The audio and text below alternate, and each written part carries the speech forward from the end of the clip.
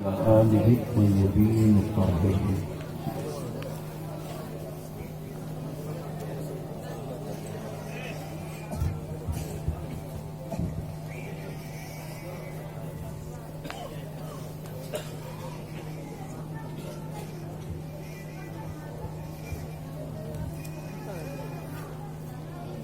سرورا شاہا کریمہ دستگیرہ اشرفا حرمت روح پیمبر یک نظر کن سوئے ماں لی خمسۃ نطفی بها حبل الوباء الحاتمہ المصطفى والمرتضى وابنهما والفاطمہ وصلى الله تعالى على خير خلقه ونور عرشه ومظهر لطفه محمد وعليه وأصحابه أجمعين برحمتك يا أرحم الراحمين بحق لا إله إلا الله محمد رسول الله.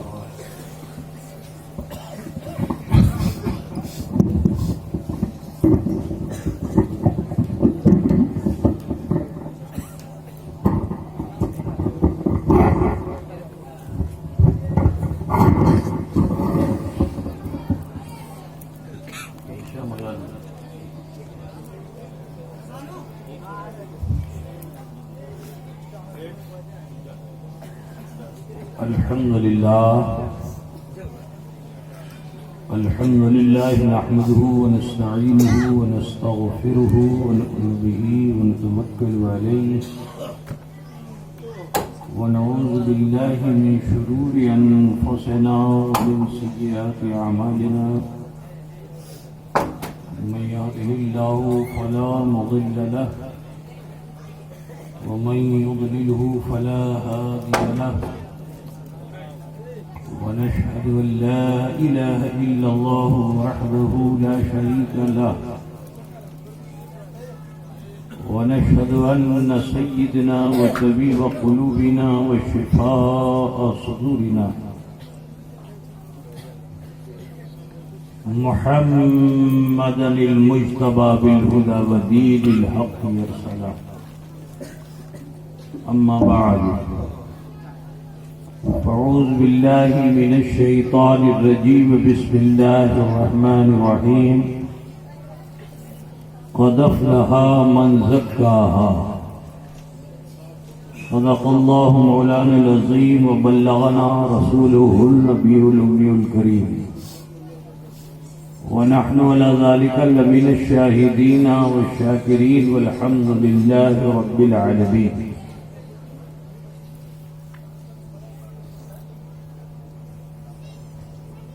معزز ذی وقار فرزندان خانوادہ اشرفیہ، معزز ذوی الاحترام علماء ملت اسلامیہ، شورائے اسلام، نقیب جلسہ، دارالعلوم غوثیہ کے اس سالانہ اجلاس میں شرکت فرمانے والے برادران اسلام، سماعت فرمانے والی خواتین اسلام، عزیز بچوں، نوجوان ساتھیوں، عقیدت الخلوص کے ساتھ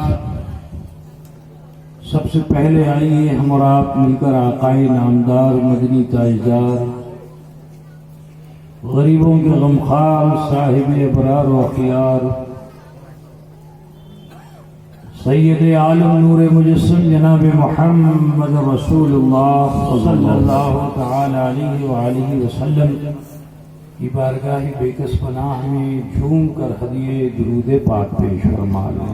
اللہم صلی علی سیدنا سیدنا مولانا محمد بارک وسلم، سیدنا مولانا محمد بارک وسلم، صلاۃ و سلام علیک یا رسول اللہ، صلاۃ و سلام علیک یا حبیب اللہ. آج نہایت فخر و انبساط اور خوشی کا موقع ہے کہ دارالعلوم قادریہ اور دارالعلوم غوثیہ کا یہ مشترکہ اجلاس، جس میں یہ طلبائے علوم دینیہ جنہوں نے اس شہر نبی میں رہ کر حفظ قرآن کیا اور آج معزز علماء کے ذریعے، ان کے اساتذہ کے ذریعے ان کے سروں پر اعزاز کی دستار رکھی گئی، اللہ تبارک و تعالی کی بارگاہ میں دعا گو ہوں مولا کریم ان طلباء علوم دینیہ کو کہ جو آج باسند حافظ قرآن ہو گئے ہیں، رب تعالی ان کے سینوں کو کشادہ فرمائے اور نسیان سے محفوظ رکھے۔ جس قرآن کو انہوں نے محفوظ کیا ہے اس کے اسرار و رموز کو بھی سمجھنے اور سمجھانے کی مستقبل قریب میں انہیں توفیق رفیق عطا فرمائے۔ ان کے والدین جنہوں نے اپنی آغوش محبت سے نکال کر اور مصطفیٰ جان رحمت صلی اللہ علیہ وسلم کے شہر میں فقر و فاقے کے ماحول میں رکھا،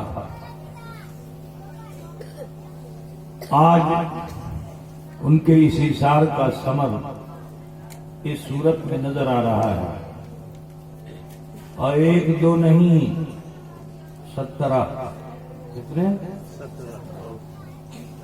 کتنے ہیں؟ اب یہ 17 کی عدد کی جو نسبت ہے نا، وہ مجاہدین ہے نا، شہدائے بدر سے ان کی نسبت ہو گئی، کیونکہ جنگ بدر جو ہوئی تھی وہ 17 تاریخ کو ہوئی تھی، ہے نا۔ تو میں دعا کرتا ہوں کہ اللہ تعالیٰ ان بدری مجاہدین کی صفات عالیہ کے کچھ حصے ان بچوں کو بھی اللہ تعالیٰ عطا فرما دے، اور ادارہ روز فزوں ترقی کی شاہراہ پر گامزن ہوتا رہے۔ ابھی عزیز القدر مولانا حافظ قاری عبدالغفار اشرفی نقشبندی نے یہ اطلاع دی کہ دارالعلوم غوثیہ کی توسیع کے لیے یہاں پہ اشرف الاولیاء ہال کی بنیاد بھی رکھی جائے گی۔ سبحان اللہ۔ میں ان تمام معاہدین کے لیے، محبین مخلصین کے لیے دعا گو ہوں کہ جو ان اداروں کی طرف اپنی توجہ مبذول رکھتے ہیں، اللہ تعالیٰ انہیں دارین کی لازوال نعمتوں سے مالا مال فرمائے، اور وہ ارکان کہ جو ان دونوں اداروں کی ترقی میں گوناگون کوششیں کرتے رہتے ہیں، اپنی تمام تر مصروفیات کو ترک کر کے اور اپنے گھر کا خیال نہ کر کے ان مدرسوں کا خیال رکھتے ہیں، اللہ تعالیٰ انہیں جزائے دارین عطا فرمائے۔ بہرحال میں کسی لمبی چوڑی تقریر کے لیے آپ کے درمیان حاضر نہیں ہوا، یہ مدر دارالعلوم غوثیہ ہے، ادھر دارالعلوم قادریہ ہے، آنے والا مہینہ 11ویں شریف کا ہے، تو لہذا بس میں انہی کی طرف نسبت کر کے اور انہی کی زندگی سے کچھ برکات کو حاصل کر کے رخصت ہو جاؤں گا۔ اللہ کرے کہ آپ بھی بارگاہ غوثیت سے کچھ برکتیں حاصل فرما لیں۔ میں نے جس آیت کریمہ کی تلاوت کا شرف حاصل کیا، اللہ رب العزت ارشاد فرماتا ہے قد افلح من زکاہا، تحقیق کے وہ فلاح پا گیا جس نے اسے مزکا کر لیا. اب یہ اسے سے مراد دل ہے، قلب. اس پر ایک شعر حاصل خطاب آپ نے خطیب شہیر علامہ مولانا قمر احمد مصباحی اشرفی سے مدلل مفصل سماعت فرما لیا. میرا بھی دل چاہتا تھا کہ اس پہ کچھ میں بھی گفتگو کروں، لیکن تقریباً ان کی گفتگو جو انہوں نے خطاب فرمایا اس کا اثر میں آپ کے ذہن و دل پر دیکھ رہا ہوں. اللہ تعالیٰ آپ کے حوصلوں میں بلندی عطا فرمائے. علماء اہل سنت نے جو دعوتیں پیش فرمائی ہیں اس پر عمل کرنے کی ہمیں توفیق رفیق عطا فرمائے. عمل کے لیے نمونے کی ضرورت ہے. اسی بنیاد پر میں نے بارگاہ غوثیت مآب سے ہی کچھ فیض حاصل کرنے کی کوشش کی ہے. آپ لوگ سنیں گے بھائی یا سوئیں گے؟ کیا کریں گے؟ کتنے لوگ نہیں سنیں گے؟ ہاتھ اٹھا کے بتائیں نا. ماشاءاللہ جگے ہوئے ہو، اس کا مطلب ہے. تو بہرحال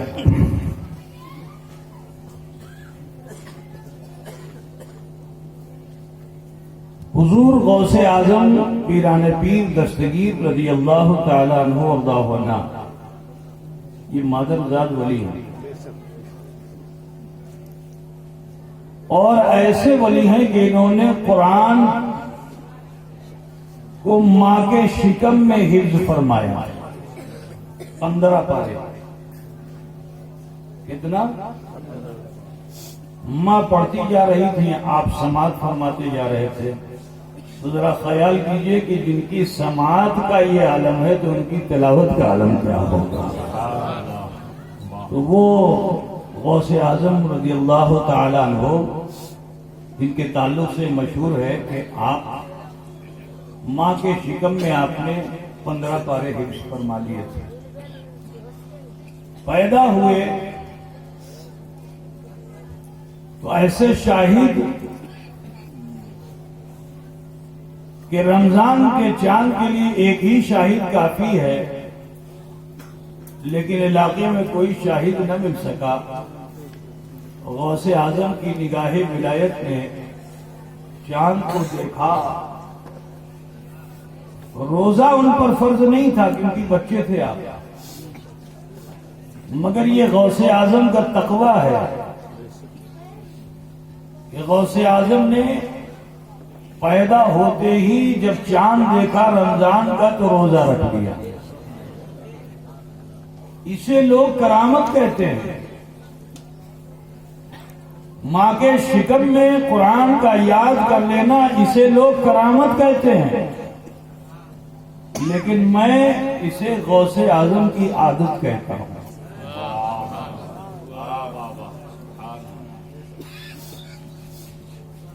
18 سال تک اپنی ماں کے زیر سایہ رہ کر علم دین حاصل کرتے رہے.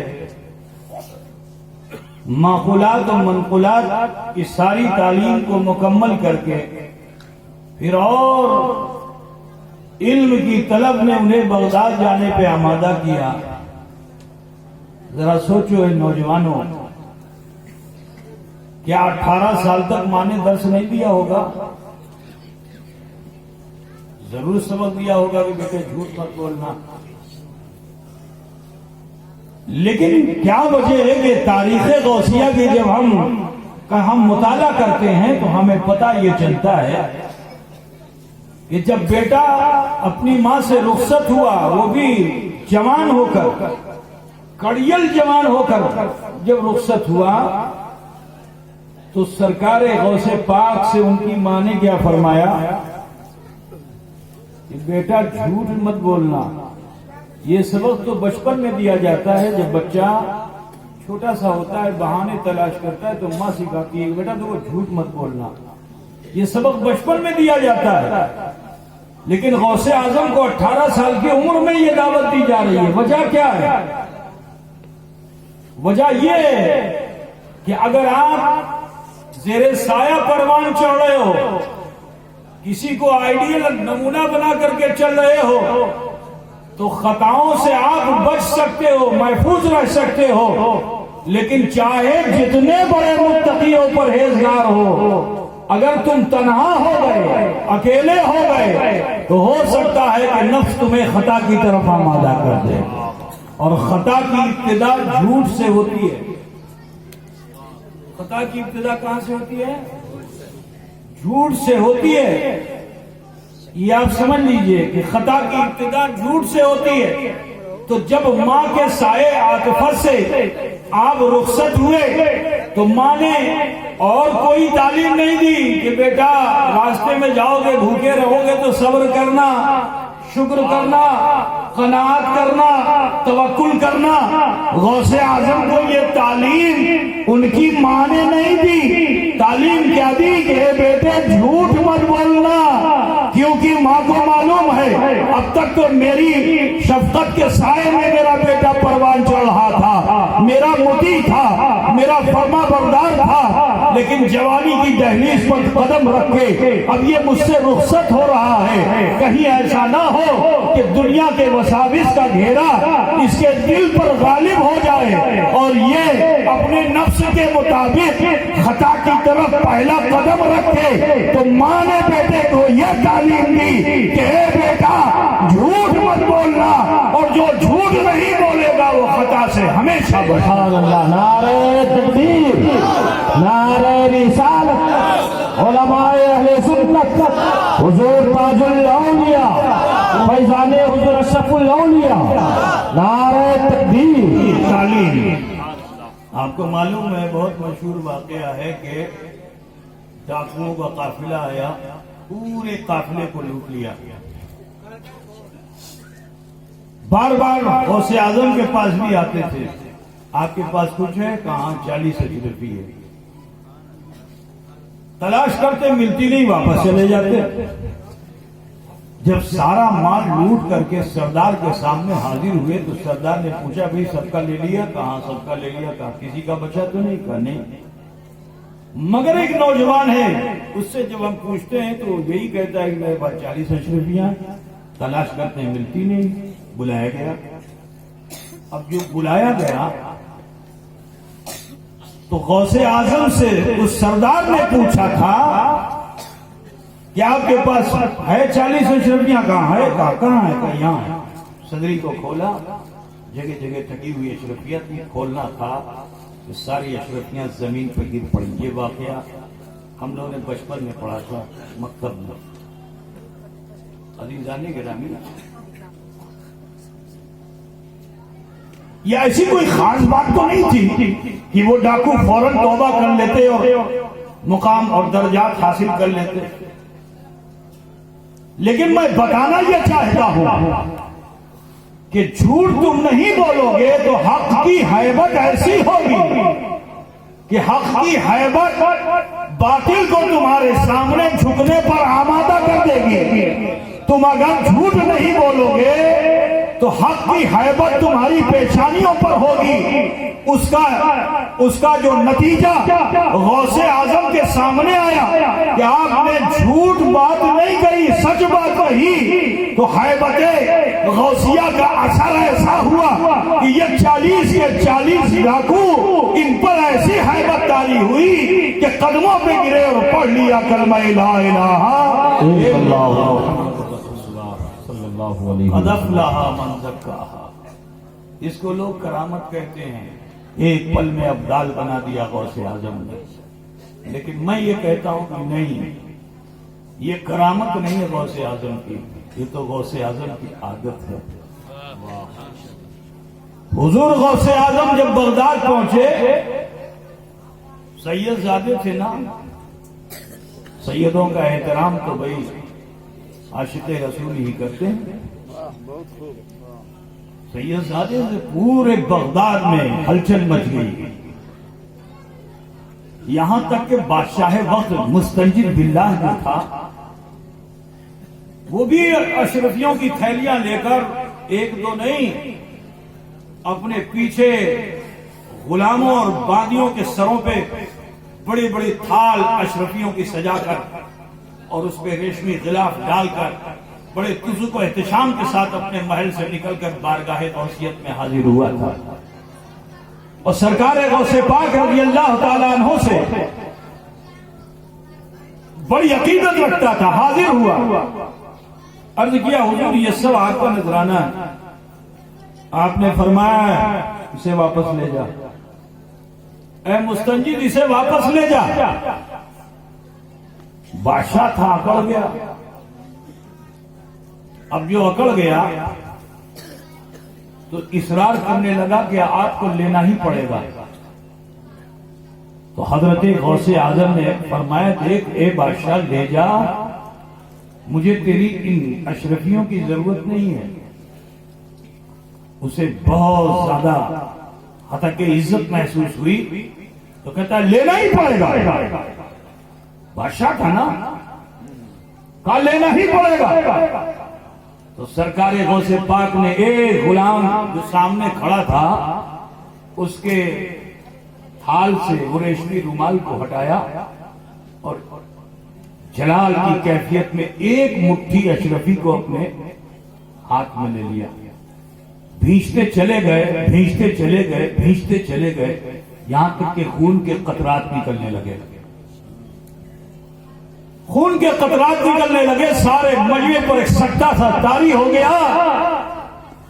غوث اعظم نے فرمایا مستنجد اگر تو عباسی نہیں ہوتا، تیری نسبت جناب رسول اللہ سے نہیں ہوتی تو سن میں اپنی اس خانقاہ سے اس مٹھی کو اتنا بھیجتا کہ اس سے خون کا قطرہ نہیں ٹپکتا بلکہ ایک دریا بنتا جو یہاں سے لے کے تیرے محل تک پہنچتا۔ غائب ہو گیا وہ۔ سرکار غوث پاک کی شہرت پورے بغداد میں ہو گئی، سبھی آپ کی عزت کرتے ہیں۔ عزیزو اسے لوگ کرامت کہتے ہیں، میں اسے غوث اعظم کی عادت کہتا ہوں۔ بڑی لمبی بات مجھے نہیں کہنی ہے، سرکار غوث پاک کی بڑی کرامتیں ہیں، آپ نے بہت سنا ہے نا، سنا ہے نہیں سنا؟ سرکار غوث اعظم رضی اللہ تعالی عنہ کو رمضان المبارک میں بغداد کے لوگوں نے دعوتیں دی، ایک دو نے نہیں 70 لوگوں نے دعوت دی، اور اس واقعے کو اشرف علی تھانوی نے بھی اپنی کتاب میں لکھا ہے۔ یہ بھی سن لیا، ایسے نہیں کہ سمجھے کچوکے شریف سے میں آیا ہوں تو میں ہی بیان کر رہا ہوں، یہ واقعہ ایسا ہے جس کو اشرف علی تھانوی نے بھی اپنی کتاب میں تحریر فرمایا ہے، ٹھیک ہے۔ وہ لکھتے ہیں کہ بغداد میں شیخ عبد القادر جیلانی کو 70 لوگوں نے دعوت دی، وہ بھی افطار کی۔ اگر فجر ظہر عصر مغرب عشاء کی بات ہوتی تو سمجھ میں آتا کہ چلو جیسے میں ان کی اولاد ہوں، نکل رہا ہوں یہاں سے، کبھی چکنی کبھی بھاڈا تو کبھی نوادہ، نہ جانے کہاں کہاں لے کے چلتے ہو، ہے نا، دن بھر میں سب ہو جاتا ہے۔ تو میں ان کی حال ہو کے جب اتنا گھوم لیتا ہوں تو 70 جگہ پہ غوث اعظم کے پہنچنے میں صبح سے شام میں کوئی دشواری نہیں ہوتی، لیکن معاملہ یہ ہے کہ افطار کے وقت میں 70 لوگوں نے دعوت دے دی، اور آپ کا خلق عظیم ایسا کہ آپ نے کسی کی دعوت کو مسترد نہیں کیا، کسی کی دعوت مسترد نہیں کی۔ میں بھی انہی کو سوچ کر کے خاموش رہتا ہوں، میرا حال کیا ہوتا ہے وہ میں ہی جانتا ہوں، ہے نا۔ عزیزان گرامی اب خیال فرمائیے، 70 لوگوں کی دعوت لے لیا۔ اب جب شام ہوئی، یہ میں نہیں کہہ رہا، اشرف علی کہہ رہے بھائی، سن رہے نا آپ کو؟ ہاں، 70 لوگوں کی دعوت قبول کر لی، اور جب وقت مغرب ہوا تو کوئی ایسا نہیں کہ جو مایوس و محروم ہوا ہو، سرکار غوث پاک رضی اللہ تعالیٰ عنہ ہر جگہ موجود تھے۔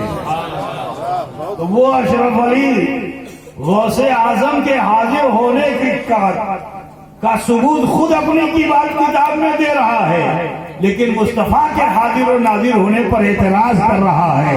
ارے جب آل نبی کی حاضری کا یہ عالم ہے تو میرے مصطفیٰ کے حاضر و ناظر ہونے کا عالم کیا ہوگا؟ نعرہ تکبیر، نعرہ رسالت، نعرہ رسالت. فیضان غوث اعظم، فیضان حضور اشرف الاولیاء، تاج الاولیاء، جلسہ دستار بندی، نعرہ تکبیر، نعرہ رسالت. سنیں گے بھائی، ہم لوگ گھر جائیں گے. تقریر ماشاءاللہ بہت اچھی ہوئی ہے. میرے تمام محبوب علماء کو آپ نے دعوت دیا ہے اور ماشاءاللہ سب نے بہت دلائل و براہین کے ساتھ اپنے خطبات کو پیش کیا. اللہ تعالیٰ وہ ہم سب کے لیے ہدایت کا سبب بن جائے. عزیزانی گرامی، سنیں گے بھائی، سچ سچ بتانا، کوئی تکلف مت کرنا. میں بھی بہت تھکا ہوا ہوں. بولو بھائی، سنو گے؟ کتنے لوگ؟ ماشاءاللہ ماشاءاللہ. تو سماعت فرمائیے. اس کو لوگ کیا کہیں گے؟ سب نے کہا کرامت، لیکن میں کہتا ہوں یاد ہے، غوث اعظم کی یہ کرامت آپ نے بچپن سے سنی ہوگی، لیکن میں یہ کہتا ہوں کہ یہ ان کی عادت ہے. اب میں آپ کو بتاؤں کہ حضرت غوث اعظم کی ایک بڑی مشہور کرامت یہ ہے کہ آپ درسگاہ میں بیٹھے ہوئے تھے. ذرا سنو غور سے، مدرسہ ہے، سنو مدرسے کے بچوں کا حال کیا ہوتا ہے. اب وہ چاہے بزرگ بچہ ہو اور چاہے غیر بزرگ بچہ ہو، ایکٹیویٹی کچھ نہ کچھ طالب علم کرتا ہے نا؟ کیا بھائی، کرتا ہے کہ نہیں کرتا ہے؟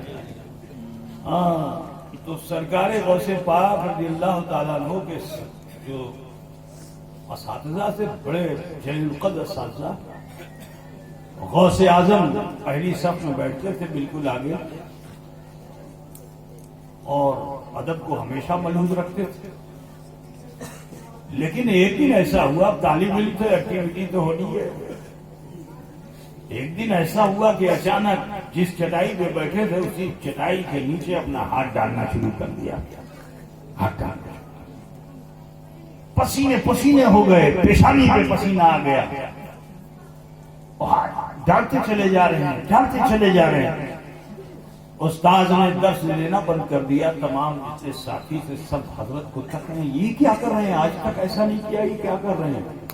کچھ دیر کے بعد بڑی مشکلوں سے اپنا ہاتھ باہر نکلا. رات کی آستین سے پانی ٹپک رہا تھا. استاد نے پوچھ لیا کہ اے عبد القادر، یہ کیا کر رہے تھے؟ یہ کیا کر رہے تھے؟ کہا حضور کچھ نہیں. کہا نہیں، کچھ تو ضرور کر رہے تھے، بتاؤ. اب استاد نے جب سختی کی تو شاگرد اپنی غلطی کو اعتراف کرتا ہے نا فوراً استاد کے سامنے، اور نہیں کرتا ہے تو پٹائی ہوتی ہے نا. استاد نے جیسے ہی فرمایا یہ کیا کر رہے تھے، تو آپ نے فرمایا حضور کیا کروں، میرا ایک بڑا چاہنے والا تھا، وہ اپنی بارات لے کے جا رہا تھا، سمندر میں ڈوب گیا تھا. 6 مہینے کے بعد آج اس نے مجھے یاد کیا. آج مجھے یاد کیا اس نے، تو میری غیرت نے یہ گوارا نہیں کیا کہ میں یہاں بیٹھا درس لوں. تو میں ہاتھ کو چٹائی میں ڈال کر حرکت نہیں کر رہا تھا، بلکہ ہاتھ ڈال کر اپنے برکت کا ہاتھ اس کی ناؤ کے پاس لے گیا اور اس کی کشتی کو کنارے لگا. سبحان اللہ. نعرہ تکبیر، نعرہ رسالت. فیضان غوث اعظم، ان کا نام تھا دولا گجراتی. کیا نام تھا؟ یہ سلسلہ منوریہ معمریہ جو سلسلہ اشرفیہ کے ذریعے آپ کو ملتا ہے، صرف 6 واسطوں سے غوث اعظم تک ہم پہنچتے ہیں. اس کی سب سے بڑی کڑی کا نام حضرت دولا گجراتی ہیں، جن کی ڈوبی ہوئی کشتی کو 6 مہینے کے بعد کنارے لگا دیا. بولو یہ کرامت ہے کہ نہیں ہے؟ زور سے بولو نا بھائی. اس کو مولوی بتائے تبھی سند ملے گی، یا آپ سب بھی کہہ سکتے ہو کہ یہ کرامت ہے؟ ارے بولو نا بھائی میرے، اسی کو تو کرامت کہتے ہیں نا، لیکن میں یہ کہتا ہوں کہ یہ کرامت نہیں، یہ عبد القادر کی عادت ہے۔ یہ کرامت کیا ہے؟ تو سنو، غوث اعظم مدرسے میں پڑھتے بھی تھے، آج کل کے مولویوں کی طرح نہیں تھے کہ پڑھ لیا سمجھ لیا سب کچھ پا گئے، نہیں۔ جب تک خانقاہ میں دھونی نہیں رماؤ گے نا، تمہارا سارا علم جو ہے وہ ہیچ ہے۔ بہت خوب، واہ، اتنا آپ جان لو، خانقاہوں میں دھونی رمانی پڑے گی، کسی درویش کی صحبت میں جانا پڑے گا۔ آج مولوی اس سے بہت کتراتا ہے، یہی وجہ ہے کہ فتنے زیادہ ہیں۔ بہت میں بہت کھڑی کھڑی بولتا ہوں جی، مولوی آج بہت کتراتا ہے، کہتا ہے کہاں فرض واجب تھوڑی ہے، مرید ہونا کوئی فرض واجب ہے؟ کوئی فرض واجب نہیں، ہم بھی کہتے ہیں فرض واجب نہیں، مستحب عمل ہے۔ لیکن سب سے پہلے محشر میں جب جاؤ گے نا، نماز سے پہلے بھی یہی پوچھا جائے گا، یوم ندعو کل اناس بامامہم، میدان محشر ہر کسی کو بلایا جائے گا اس کے امام کے ساتھ۔ تو یہ امام کی نسبت کو پالو میرے بھائی، اگرچہ یہ مستحب عمل ہے لیکن فائدہ محشر میں ضرور دے گا۔ بے شک، بہت خوب، تو میرے غوث کو بھی یہ جستجو تھی، پڑھتے تھے استاذ کے پاس، لیکن بغداد میں تلاش کیا تو ایک بڑے بزرگ ملے، ان کا نام تھا حضرت حماد، یاد رکھو گے نام، بڑے جلیل القدر بزرگ تھے حضرت حماد۔ حضرت حماد کی خانقاہ میں شام کو آپ جایا کرتے تھے اور آپ کے رشد و ہدایات کو سماعت کرتے تھے، تعلیمات پہ عمل کرتے تھے، آپ کے وعظ و نصیحت کو سنتے تھے غوث اعظم۔ تو ادھر تعلیم علمی کا دور گزرتا، دن میں تعلیم حاصل کرتے مدرسے میں اور شام کو خانقاہ میں پہنچ جاتے۔ آج افسوس ہے کہ کوئی 12 منٹ بھی بیٹھنا پسند نہیں کرتا۔ کیسے تھے مخدوم اشرف کے 12 سال پنڈوا میں گزار گئے، کیسے تھے خواجہ خواجگاہ کے 12 سال اپنے مرشد کے پیچھے پیچھے چلتے رہے۔ تو کمال پانے والے وہی لوگ تھے کہ جنہوں نے کمال حاصل کیا اس لیے کیونکہ کسی مرشد کے دامن کو تھاما۔ عزیزو، سیدنا غوث پاک رضی اللہ تعالیٰ عنہ حضرت حماد کی محفل میں بیٹھتے تھے۔ اب شام جب ہوئی تو آپ مدرسے سے خانقاہ کی طرف چلے، جیسے ہی دروازے پہ پہنچے ایک نوجوان خانقاہ سے باہر نکلا مگر روتا ہوا نکلا۔ تو آپ کو بہت حیرت ہے، کہا یہاں تو یہ الٹا کیسے ہو گیا؟ لوگ ہنستے ہوئے روتے ہوئے آتے ہیں، مسکراتے ہوئے جاتے ہیں، یہ پہلا نوجوان ہے کہ جو خانقاہ سے روتا ہوا جا رہا ہے۔ تو آپ کو بڑی حیرت ہوئی اور اس کے قریب گئے، جا کے اس کے کندھے پہ ہاتھ رکھا اور کندھے پہ ہاتھ رکھنے کے بعد اس کو تسلی دی، پوچھا بھائی روتے کیوں ہو؟ اس خانقاہ میں آنے والے کے آنسو پوچھ دیے جاتے ہیں، اس کے غم کے بادل کو چھانٹ دیا جاتا ہے، تم رو کیوں رہے ہو؟ تو چڑھا ہوا تو تھا ہی، ایک الجھن میں تھا، چھوڑیے جانے دیجیے حضرت۔ کبھی کبھی جیسے تم لوگ اشرف چک والوں سے کہہ دیتے نا سید صاحب جانے دیجیے، چھوڑیے، ایسا بول دیتے ہیں نا میاں صاحب، ہاں ایسے وہ بھی چھڑا ہوا تھا۔ اب وہ چھڑا ہوا تھا، اپنے حال سے بیزار تھا، تو اس نے کہا ارے جانے دیجیے حضور، چھوڑیے حضور۔ تو حضرت نے فرمایا نہیں، بتا معاملہ کیا ہے، تو رو کیوں رہا ہے، بتا۔ اب جب غوث پاک نے بہت ضد کی تو روتا روتا اس نے عرض کیا، کہا کیا کروں حضور، یہ دیکھیے ڈھیر سارے اونٹوں پہ میرا مال لدا ہوا ہے، میں نے اپنی ساری دولت اس کاروبار میں لگا دیا ہے، یہ مال میں نے جمع کیا، اونٹوں پہ باندھ دیا، میرے دل نے چاہا کہ چلو اپنے مرشد کی بارگاہ میں چل کے حضرت سے دعا لے لوں تاکہ میرے کاروبار میں نفع ہو، مگر وہاں جانا میرے لیے الٹا ہو گیا۔ حضرت نے فرما دیا کہ اگر بغداد کے باہر جائے گا تو مارا جائے گا اور تیرے مال میں بھی نقصان ہوگا، تو لہذا سفر کرنا چھوڑ دے، گھر میں بیٹھ۔ اب میں اگر مرشد کی بات مان لیتا ہوں تو مجھے فقر و فاقے کی زندگی جینا پڑے گا، میرے بچے بھوکے مرنے لگیں گے، میرے پاس کچھ نہیں ہے، میں بہت پریشان ہوں، کیا کروں؟ یہ مال یہاں بکے گا بھی نہیں تو ملک شام کے لوگ ہی اس مال کو پسند کرتے ہیں، بغداد کے لوگ اسے نہیں پسند کرتے ہیں، تو یہاں کوڑیوں کے مول میں بھی نہیں بکے گا، میں پریشان ہوں، کیا کروں کیا نہ کروں؟ سرکار غوث پاک نے جو اس کی پریشانی دیکھی نا، تو حضور تو دستگیر ہے نا، واہ بہت سرکار غوث پاک تو دستگیر ہیں۔ غوث اعظم نے کہا اچھا ٹھہر، مجھے بھی دیکھ لینے دے، تیرے مرشد نے دیکھا ہے ٹھیک ہے، مجھے بھی دیکھ لینے دے۔ واہ بہت آپ نے بھی آنکھیں بند کی، دل کے آئینے پر اس کی تقدیر کو دیکھا، تو مقدر میں یہی تھا، تقدیر میں یہی تھا کہ یہ باہر جائے گا، مال میں نقصان ہوگا، مارا جائے گا، یہ مقدر تھا۔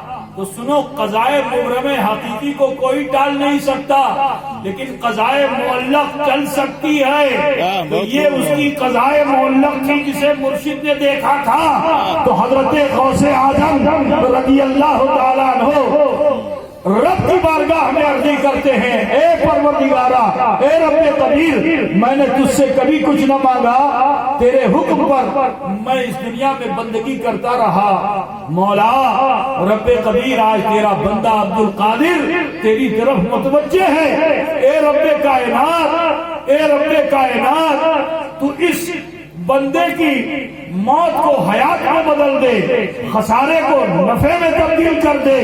اتنا کہنا تھا کہ تقدیر کا ورق پلٹ گیا، جب تقدیر کا ورق پلٹا تو وہاں اس کی حیات نظر آنے لگی، مال میں نفع دکھنے لگا، تو سرکار غوث پاک نے آنکھیں کھولی اور فرمایا مبارک ہو، مبارک ہو، ارے جا، تیرے مال میں فائدہ بھی ہوگا اور تو اہل میں سہل کے ساتھ واپس آئے گا۔ اتنا جو سنا اس نے تو خوشی سے پھولا نہ سمایا۔ میں یہاں ایک حدیث بھی پیش کر دیتا ہوں کہ لا يتبدل القدر الا بالدعاء، تقدیر نہیں بدلتی ہے مگر دعا سے بدل جائے گا۔ واہ بہت برادران ملت اسلامیہ خیال فرمائیے، سنو گے بھیا؟ کتنے لوگ نہیں سنیں گے؟ ہاتھ مت اٹھائیں، وہی تو سمجھ رہے ہیں نا، میں نے کہا کتنے لوگ نہیں سنیں گے، ہاتھ مت اٹھائیں، تو نہیں ہاتھ اٹھانے کا مطلب آپ لوگ نہیں سننا چاہتے ہو، ہے نا؟ کیا سنو گے کہ نہیں سنو گے؟ اچھا، ہاتھ اٹھانے کی عادت ہے، میں نے کہا مت اٹھائیں ہاتھ، جو لوگ نہیں سنیں گے ہاتھ مت اٹھائیں، پھر بھی ہاتھ اٹھ گیا، تو وہ جو عادت بنی ہوئی نا اس کو ختم کرو۔ تائید کسی کی کرنا ہے تو بہت سوچ سمجھ کے کرو، ٹھیک ہے نا؟ بغیر سوچے سمجھے ہاتھ مت اٹھا دیا کرو، تمہارے ہاتھ کا بڑا اثر ہے۔ کیا امام حسین کے عاشق نہیں ہو نا؟ امام حسین کا عاشق، امام حسین نے اسی ہاتھ کے لیے پورا خاندان پیش کر دیا، مگر یہ ہاتھ نہیں کیا، ہے نا؟ تو یہ ہاتھ ہر جگہ مت اٹھا کے تائید کر دینا، دیکھنا کہ کہاں یہ ہاتھ ہمیں اٹھانا ہے کہاں نہیں اٹھانا۔ واہ بہت خوب، یہ سمجھ کے رہنا، آج تمہارے علاقے میں بڑا گڑبڑ ماحول ہو رہا ہے، تو حق کی طرف رہو، باطل کی طرف اپنا ہاتھ مت اٹھانا۔ بہت خوب، بات سمجھ گئے نا؟ ہاں، یہ بہت ضروری ہے، میرے اشاروں کو سمجھو، تم ہوش مند ہو، پڑھے لکھے ہو، ہر طرف جو تم اپنے ہاتھوں کو اٹھا کے دوستی کا ہاتھ بڑھا رہے ہو نا، اس سے تمہارا ایمان کمزور ہو رہا ہے، تمہارا عقیدہ کمزور ہو رہا ہے۔ میرے عزیز، تم سے کہنا ہے کہ اس ہاتھ کی حفاظت کرو، اس ہاتھ کی حفاظت کرو، اگر حسینی ہو، باطل کے سامنے اپنا ہاتھ پیش مت کرنا۔ بات سمجھے نا؟ جہاں حق ہو صرف ہاتھ ہی نہیں، سینہ بھی پیش کر دینا، ٹھیک ہے بھائی؟ نہیں سمجھ رہے ہو؟ خفا ہو گئے ہو کیا؟ نہیں بولو بھیا، خفا ہو؟ سنو، غوث اعظم نے جب فرمایا نا تو انسان تو فائدہ چاہتا ہے نا۔ ابھی حضرت مولانا قمر صاحب نے آپ کو بتایا فائدے نقصان کے تعلق سے، میں نے آخری جملے کچھ سنے، انسان فائدہ چاہتا ہے۔ اب اس نے کہا چلو یہ تو دو پیروں کا معاملہ ہے، یہ تو آج کا دور ہے کہ لوگ پیروں میں مقابلے کرتے ہیں، یہ تیرا پیر وہ میرا پیر، ہے نا؟ اور جھگڑے کر ڈالتے ہیں، قادری ہے تو چشتی ہے تو اشرفی ہے تو نقشبندی ہے، نہیں، نکلو اس سے، جو اہل حق ہیں ان کی خوب عزت و توقیر کرو. بات سمجھے نا؟ اہل حق کی خوب عزت و توقیر کرو. تو وہ مرید تھا، اس نے مرید تھا، تو اب اس نے سوچا کیا کروں. پیر صاحب نے کہا جاؤں گا تو مارا جاؤں گا، نقصان بھی ہوگا، اور یہ پیر صاحب کہہ رہے جاؤ گے فائدہ ہوگا، اہل میں سہل کے ساتھ ہوگا. تو اس نے کہا جو کچھ بھی ہو یہ پیروں کا معاملہ ہے، پیر لوگ سمجھیں، اور مجھے تو فائدہ چاہیے. نکل گیا قافلے کے ساتھ. جو ملک شام کے کسی بازار میں پہنچا تو وہاں جا کر کے اس نے جیسے ہی اپنے مال کو اتارا تو بڑی تیزی کے ساتھ اس کا مال بک گیا.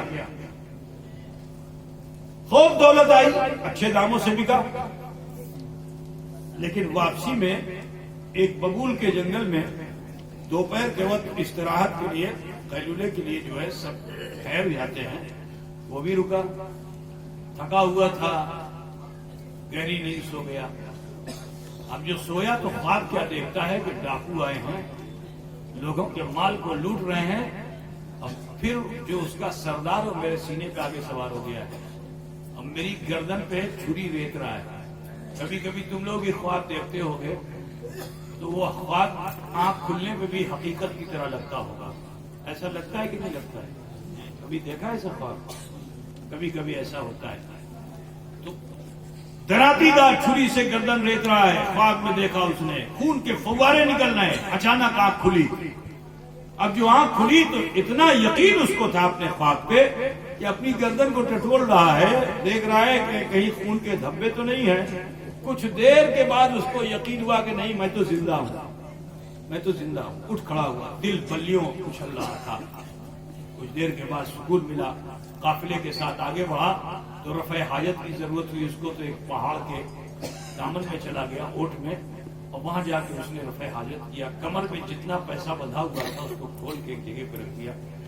آواز دینے والوں نے آواز دی جلدی کرو ورنہ قافلہ چھوٹ جائے گا.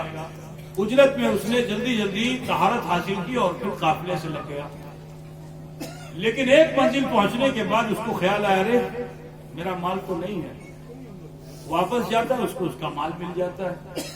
لوٹ کے بغداد آیا خوشی خوشی. اب یہ سوچ رہا تھا کہ میں کس کی بارگاہ میں پہلے حاضری دوں، شیخ عبد القادر جیلانی کی بارگاہ میں جاؤں یا حضرت شیخ حماد کی بارگاہ میں جاؤں. یہ سوچتا ہوا جا ہی رہا تھا کہ وہ اونٹ جو راستوں سے واقف تھا، تو جب شہر بغداد میں پہنچا تو اس گلی میں وہ اونٹ خود بخود چلا گیا جس گلی میں شیخ کی خانقاہ تھی. اور ٹھیک خانقاہ کے دروازے پہ اونٹ کا قدم ٹھہر گیا. اب جو اس کا قدم ٹھہرا تو اس کے خیالات ٹوٹے. جو خیالات ٹوٹے تو دیکھتا کیا ہے تو خانقاہ حمادیہ ہے. جلدی سے اترا، کہا چلو پیر و مرشد کو سلام کر لوں. جو اندر پہنچا تو حضرت واعظ فرما رہے تھے. منبر سے اتر رہے ہیں اور اپنے اس مرید صادق کو دیکھتے ہیں، فرماتے ہیں مرحبا اہلاً وسہلا، مرحبا اہلاً وسہلا. مرید بڑے اچنبے میں، یا اللہ کل میں آیا تھا، آپ نے فرمایا تھا نقصان بھی ہوگا، مارا بھی جائے گا. آج آیا ہوں تو مجھے مبارکباد دے رہے ہیں. یہ مرید کے دل میں خیال. اور پیر صاحب منبر سے اترتے ہوئے مجمع کو چیرتے ہوئے اپنے مرید کے قریب آئے اور اس کو سینے سے لگا لیا.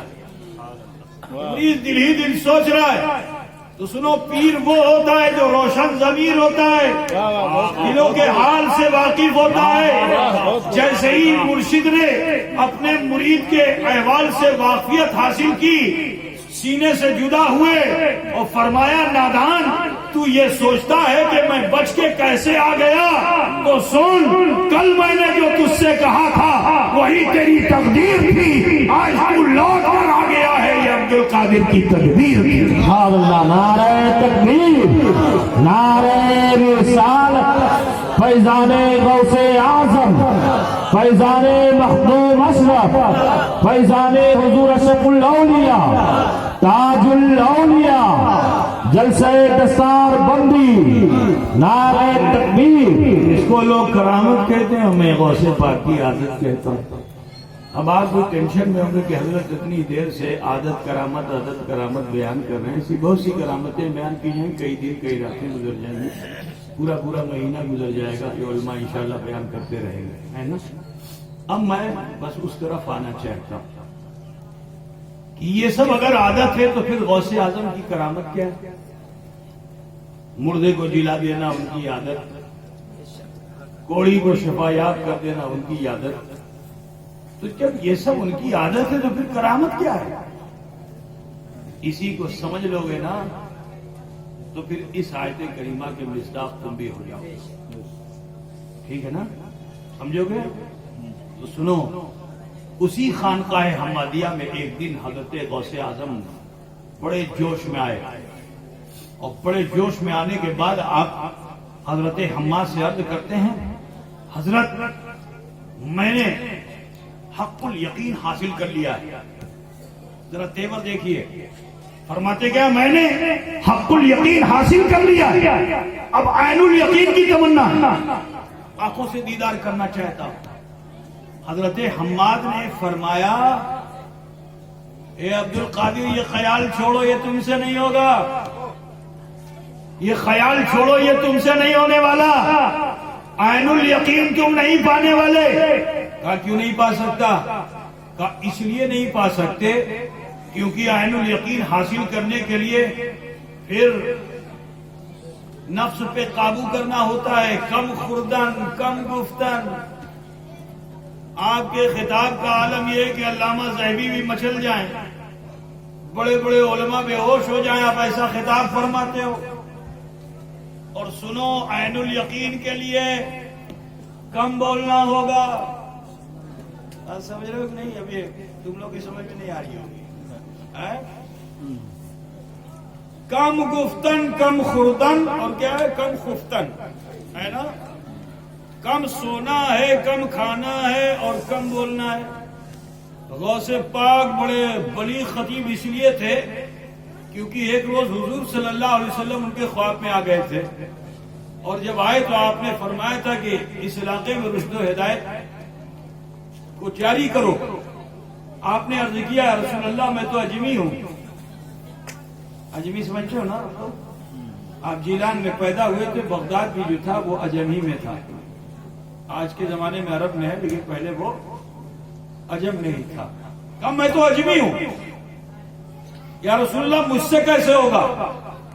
تو حضور صلی اللہ علیہ وسلم نے عالم خواب میں ایک بار نہیں، ذرا سوچو، پوری تاریخ مصطفی میں آپ کو لعاب دہن دینا تو ملے گا، کبھی تو کنویں میں ڈال دیا حضور نے، کبھی تو اینڈی پہ لگا دیا، کبھی آنکھوں میں لگا دیا، لیکن بار بار یہ لعاب دہن اگر کسی کو رسول پاک نے دیا ہے تو کسی صحابی کو نہیں دیا ہے، اپنی آل کو عطا فرمایا ہے، حسن و حسین کو عطا فرمایا ہے، یا عالم خواب میں غوث اعظم کو عطا فرمایا ہے۔ ایک بار نہیں، 7 مرتبہ غوث اعظم نے اپنی زبان مبارک کو غوث اعظم کے دہنے پاک میں رکھ دی۔ غوث پاک نے رسول پاک کی زبان کو چوس لیا، آپ کے لعاب دہن کو چوس لیا، تو جب چوسا تو تاثیر یہ ہوئی کہ آپ کی فصاحت و بلاغت کا عالم یہ کہ بڑے بڑے سائل آتے تھے سوالات لے کر، اور غوث پاک ہر کسی کے احوال سے اتنا باخبر ہو جاتے تھے کہ جب خطاب فرماتے تھے تو ان کے سوالات کا جواب بھی اسی میں شامل ہوا کرتا تھا۔ تفاسیر کا انبار لگا دیا کرتے تھے غوث اعظم۔ ایسے قادر الکلام شخص کا نام عبد القادر تھا۔ عزیزان گرامی، لیکن جب حضرت حماد کی بارگاہ میں گئے تو حضرت حماد نے فرمایا کہ عبد القادر تمہیں یقین نہیں حاصل ہو سکتا۔ کیوں نہیں؟ کہا بہت کلام کرتے ہو، بہت زیادہ بولتے ہو، بات سمجھ رہے نا؟ بہت بولتے ہو جی، اور آپ کے کھانے کی شہرت تو ایسی ہے کہ آپ 70 جگہوں پہ کھا لیتے ہیں، بات سمجھے کہ نہیں بھائی؟ آپ کے کھانے کی شہرت ایسی ہے کہ آپ 70 جگہوں پہ کھاتے ہیں، عین الیقین آپ کو نہیں حاصل ہو سکتا. اور استراحت بھی ماشاءاللہ آپ اچھی فرماتے ہیں. سید لوگ آرام بھی بہت کرتے ہیں، ہے نا؟ پوچھیے میاں صاحب سے، ہے نا؟ بیٹھے ہیں نا، جب ساجد میاں بیٹھے ہیں، ادھر مدار میاں بیٹھے ہیں، سلطان میاں بیٹھے ہیں، آرام میں یہ لوگ بادشاہ ہوتے ہیں، ٹھیک ہے نا؟ سید لوگ. لیکن ان کے آرام کو آرام مت سمجھو، یہ اپنے خیالوں میں بھی امت مصطفیٰ کو رکھتے ہیں، ہے نا؟ عزیز و سماعت فرمائیے. میں جو بات آپ کے سامنے عرض کر رہا تھا، کیا کروں یہ آخری وقت مجھے بہلانے کے لیے دیا جاتا ہے نا؟ سوال کیجئے کہ اب غوث پاک کو بڑے جوش میں آئے تھے، مجھے عین الیقین چاہیے. حضرت عمر نے بولا نہیں پا سکتے ہو، مرجع خلائق. اور چوتھی بات یہ ہے کہ آپ مرجع خلائق ہیں. ایک آدمی، میں آپ کو ان سے میاں ساجد میاں ہیں، اب ساجد میاں ماشاءاللہ، مدار میاں، سلطان میاں، یہ لوگ سب مرجع خلائق ہیں، ٹھیک ہے؟ قمر اشرفی مرجع خلائق ہیں. اب ان کو اگر کوٹری میں بند کر دیا جائے تو بولیے لوگ سکون پائیں گے؟ کوئی ان سے ملے نہیں، نہ خادم ہو نہ مخدوم ہو، کوئی نہ ہو. اکیلے کمرے میں بند کر دیا جائے تو 2 گھنٹہ 4 گھنٹہ 5 گھنٹہ، اس کے بعد تو پھر یہ پورے شباب میں جلال میں آ جائیں گے. ہوگا کہ نہیں ہوگا؟ کیونکہ مرجع خلائق ہے. جو آدمی 10-20 کے بیچ میں رہتا ہے وہ تخلیہ پسند نہیں ہو سکتا، فطری چیز ہے. آپ کے سماج میں کوئی نیتا ہے، اس کو کیا بولتے ہیں آپ لوگ؟ جو نیتا لوگ ہوتے ہیں ان کی عہدے کو کیا کہتے ہیں؟ جیسے مکھیا. اب جو معراج تو آیا نہیں تو سامنے مثال میں بہت صحیح تو مکھیا تھا نا وہ. اب معراج کو کوئی کوٹری میں بند کر دے تو بولو اس کا حال کیا ہوگا. اور کون آیا؟ قیوم آیا ہوا ادھر سے، ہاں لال پور سے آیا ہوا نا قیوم سرپنچ. اب اگر اس کو کوٹری میں کوئی بند کر دے تو حال کیا ہوگا اس کو؟ کیونکہ اس کو آنکھ ملتے ہی جو اٹھتا ہے نا، جو چاہتا ہے تو 5 میرے پاس آ جائیں جلدی سے مسئلہ مسائل لے کے. ایسا ہوتا ہے نا.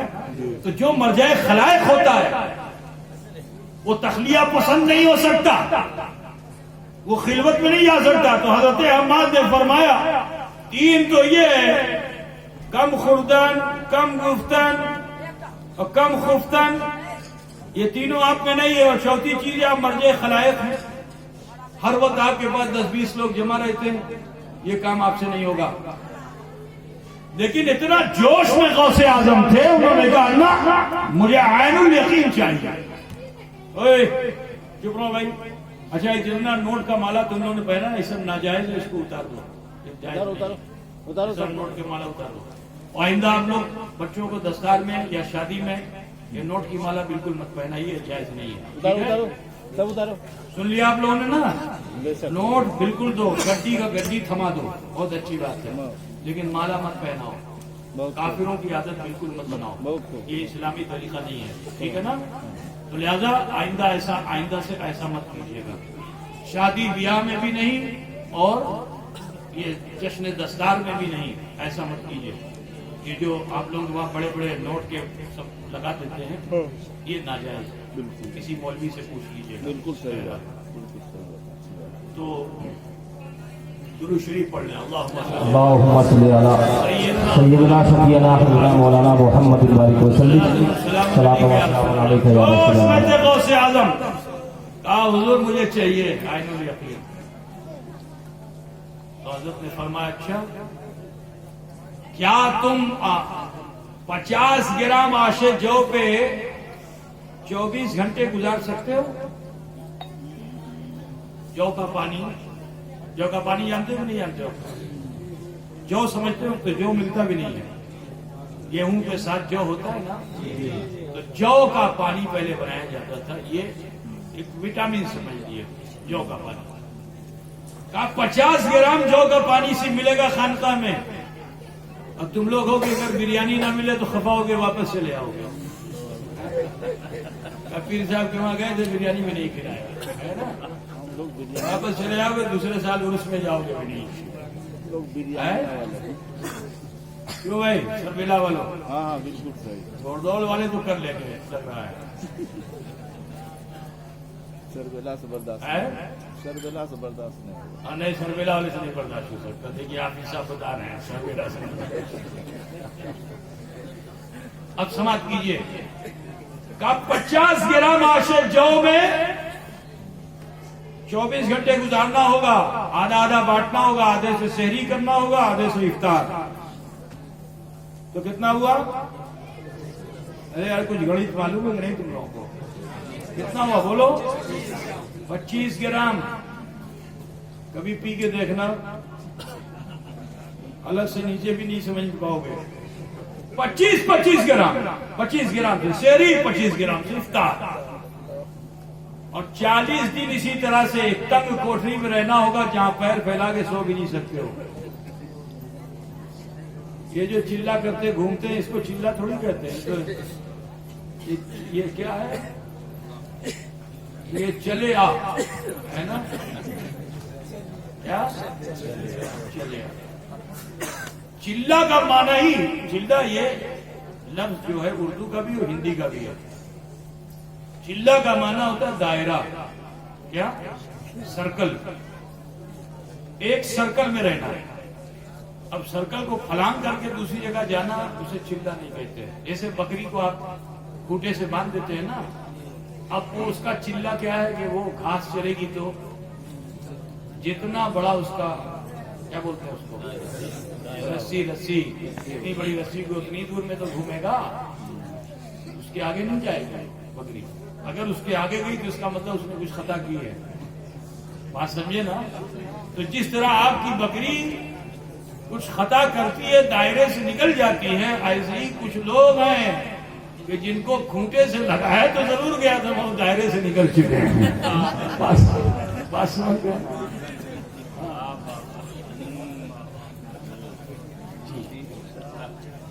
جماعت میں چلہ نہیں ہوتا, افراد میں چلہ ہوتا ہے. یہ آپ سن لیجئے, کیا بات ہے. جماعت کا چلہ نہیں ہوتا, افراد کا چلہ ہوتا ہے. ایک تنگ کوٹھری میں رہنا ہوگا. تمہارا باپ بھی وہاں نہیں جا سکتا ہے, تمہاری بیوی بھی وہاں نہیں جا سکتی ہے, تمہارا بیٹا بھی وہاں نہیں جا سکتا ہے. پابندیاں ایسی لگیں گی کہ اب اسی چلے میں تمہیں رہنا ہوگا, چلے خانے میں اسی جگہ پہ رہنا ہوگا. بزرگوں نے پایا تو ایسے وہ تو کھو رہے ہیں جو اپنے کھوٹے سے اکھڑ کے تمہاری طرف آ گئے ہیں, وہ سب کھو رہے ہیں. سمجھ گئے نا؟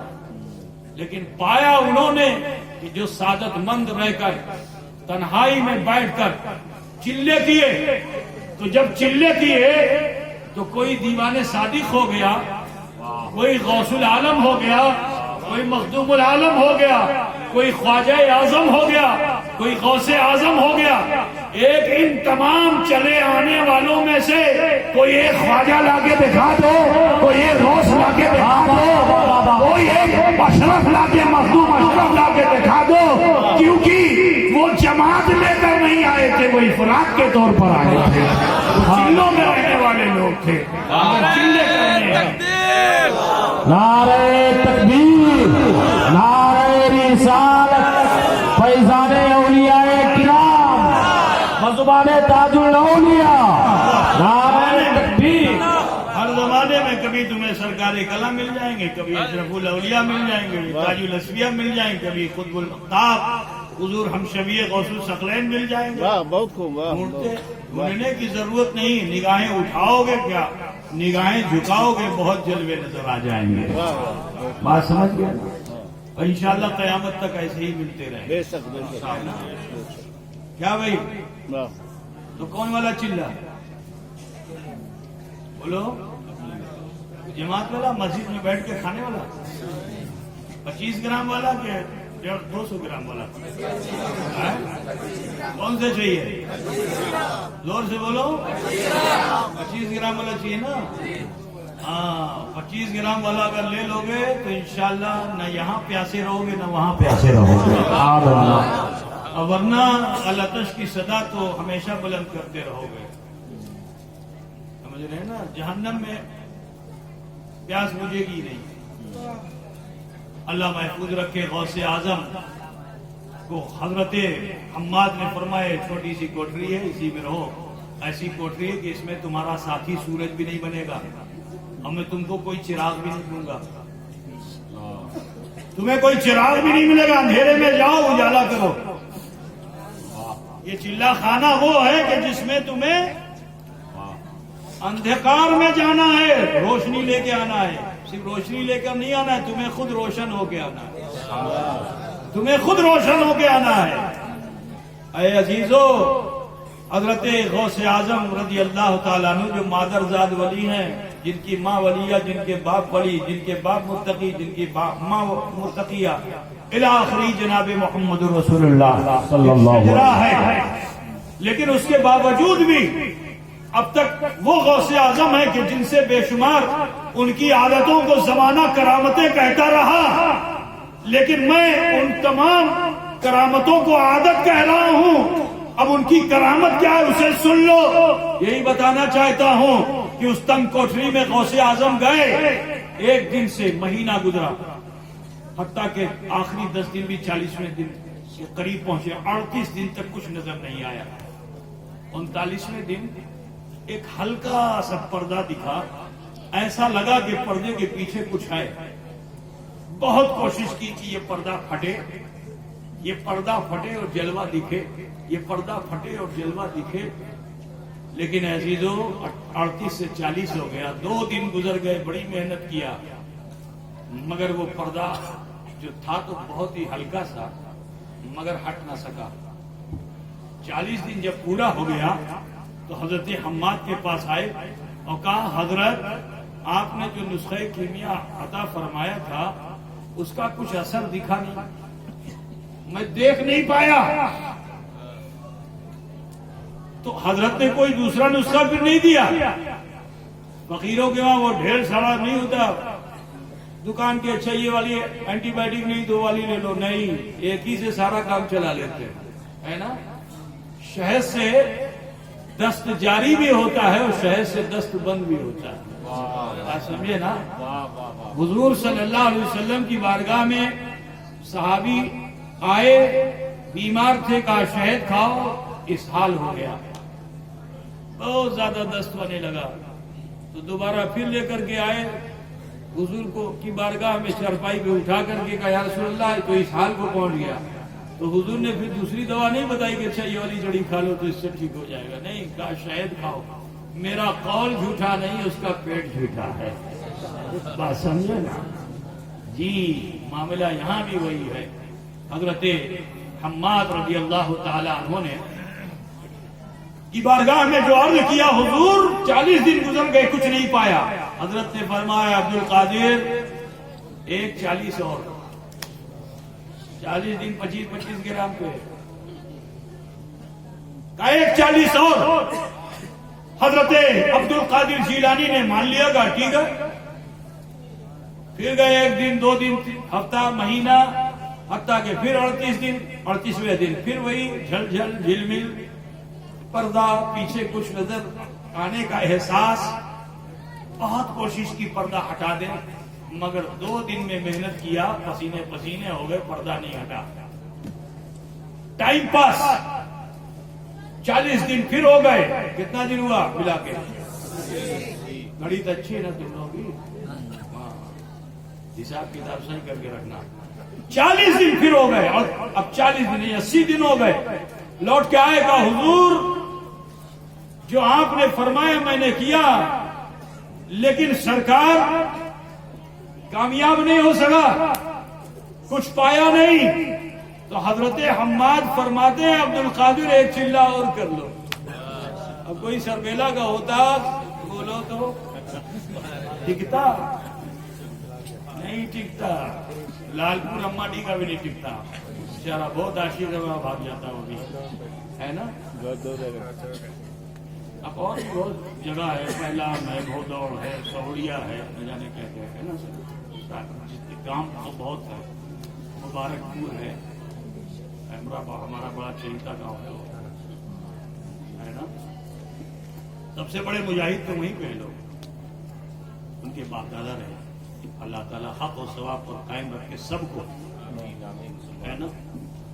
तो अजीज़ान गिरामी, मैं अर्ज करना चाहता हूं कि जब तीसरे चिल्ले की दावत दी, अब अगर ये चलने वालों के बीच चिल्ले की दावत, तो खुशी खुशी आप चले जाओगे घर बार छोड़ छोड़ करके, है ना, कि माल पानी नहीं मिलता है वहां। तो मौलाना बताया ना कि जिसको जमाना खसारा समझता है उसी में मोमिन को नफा है। बात समझे ना। मौलाना कमर की दावत का अगर तुम असर लेके जाओगे तो कामयाब हो जाओगे। क्या कहा था? जमाना जिसको खसारा समझता है उसी में नफा है। देखो आओ, शेख अब्दुल कादिर 2 चिल्ले हो चुके, 40-40, 80 हो चुका, अब फिर ये तीसरा चिल्ला है। बोलो देखने में खसारा लगता है कि नहीं लगता है? वक्त की बर्बादी लगती है, कुछ नहीं मिला, कुछ नहीं मिला, आदमी घबरा के चला जाए। लेकिन सुनो, राह कठिन है बहुत पनघट की, आसान नहीं है कि पानी आसानी से भर के लेके चले आओ उस घाट से कि जिस पर पानी भरा जा चुका हो। किसी ऐसे सूखे घाट से तो दौड़ के जाओगे, भर के लेके आओगे, लेकिन जिस पे पहले कुछ लोग भर चुके हों पानी, तो बोलो उस पर फिसलन होगी कि नहीं होगी? अब पानी भरना आसान है कि मुश्किल? अरे बोल भाई, अगर तुमको कहा जाए ऐसी कोई तालाब गढ़ी कुछ हो, वहां से पानी भरना है, टाउन में है, बिल्कुल नीचे ऐसा खड़ा टाउन में, वहां से जाना है, उतर के लाना है, पानी पानी है, सब कीचड़ है, जा पाओगे? वही जाएगा जो अहले हुनर है, सब नहीं जा सकते, है ना। बहुत कठिन है, आसान नहीं है। हजरत गौसे आजम ने कबूल कर लिया तीसरे चिल्ले को भी।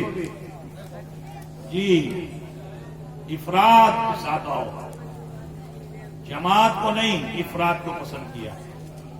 चले गए 30 दिन फिर गुजर गए, कुछ नहीं। 31, 32, 33, 34, 35, 36, 37, 38, फिर वही 38 दिन आया। जैसे ही झलझल झिलमिल हुआ तो हजरत गौसे पाक ने तय कर लिया, आज तो मुझे लेके रहना है, कुछ भी हो जाए इस पर्दे को हटा ही देना है। अब जब गौर करने लगे कि ये पर्दा हटता क्यों नहीं है, ये पर्दा हटता क्यों नहीं है, तो जानते हो वजह क्या थी? आपको मालूम है कि मेरे गौस ने जब खिताबत में आप का आलम ये हुआ कि शोराए आफाक हो गए, 1, 2 नहीं 1.5 लाख लोग आपकी महफिलों में रहते थे। जैसे लोग आगे सुनते थे ऐसे पीछे सुनते थे। एक दिन इशारे गैबी जो हुआ था तो मेरे गौस ने एक आवाज दी थी कि कदमी हाज़ही अला रक़बत कुल्ले वलील्लाह, कि मेरा ये कदम तमाम वलियों के कांधे पे। ये मैं एक बात बता दूं, अल्लाह ताला अपने औलिया को अपनी सिफात और नबियों की सिफात से मुत्तसिफ करता है। बात समझे ना। उसे सिफात नबविया भी मिलती हैं और सिफात इलाहिया का भी कुछ चीज मिलता है। अजीजान गिरामी, मैं बताना चाहता हूं, तो अल्लाह ताला ने सिफत मुतकब्बिरियत, ये सिफत मुतकब्बिरियत अल्लाह ने किसी को नहीं दी, ये खास है हजरत गौसे आजम के लिए कि अल्लाह मुतकब्बिर है। मुतकब्बिर का माना जानते हो ना? अगर इंसान मुतकब्बिर हो जाए, बोलो मुतकब्बिर कोई नहीं हो सकता, मुतकब्बिर सिर्फ अल्लाह है। लेकिन उस रब ने, उस परवरदिगार ने गौसे आजम को सिफत मुतकब्बिरियत से मुमय्यिज फरमाया। अब जब मुमय्यिज फरमाया तो इरशाद फरमाया, कदमी हाज़ही अला रक़बत कुल्ले वलील्लाह, मेरा ये कदम तमाम वलियों के कांधे पे है। बोलो इसमें तकब्बुर दिखता है कि नहीं दिखता? आप तकब्बुर जानते हो कि नहीं जानते? नहीं जानते। नीली है क्या भैया? नीली शर्ट वाले आप जानते हैं तकब्बुर किसको कहते हैं? बिला वजह लफाजी करने से कोई फायदा तो है, पहले पूछ तो लिया जाए। तकब्बुर किसको कहते हैं? बोलना चाहिए। घमंड, देखो माशाअल्लाह, ये सरबेला है, जाहिलों की बस्ती नहीं है ना, माशाअल्लाह। घमंड। तो तकब्बुर क्या है? यही है, आई एम, मैं, قصیدہ غوثیہ پڑھ ڈالو، اس میں سب آپ کو IM ہی ملے گا. بات سمجھ رہے کہ نہیں؟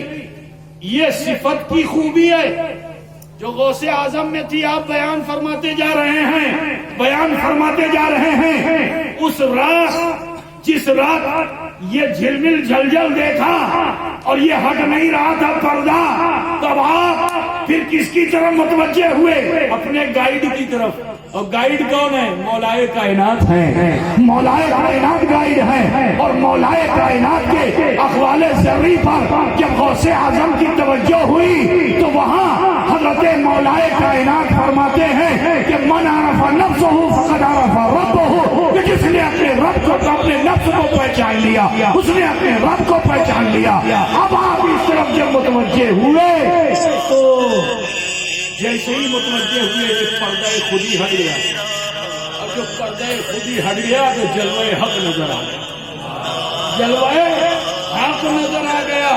برادران ملت اسلامیہ، اب جو جلوہ حق نظر آیا تو میرا غوث تو قادر الکلام تھا، رب سے کلام کرنے پہ آمادہ ہو گیا کہ اے رب کائنات، یہ 120 دن میرے گزرے ہیں، میں نے کچھ کھایا پیا نہیں ہے، اب دنیا کا کھانا نہیں کھاؤں گا، جنت کا کھانا کھاؤں گا، لیکن اکیلے نہیں کھاؤں گا، حضرت خضر کے ساتھ بیٹھ کر کھاؤں گا، دل سنا کے کھاؤں گا. سب سے بڑا مجاہدہ رات کو بھائی میرے